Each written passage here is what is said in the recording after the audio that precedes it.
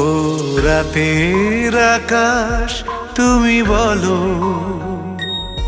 পৃথিবী কেন এত স্বার্থপর?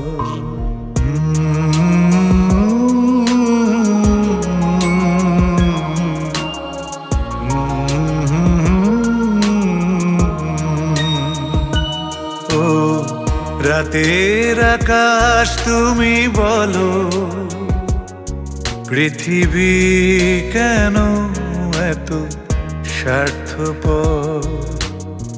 মায়া মমতায় ঘেরা মানুষগুলো নিমিষেই হয়ে যায় পর।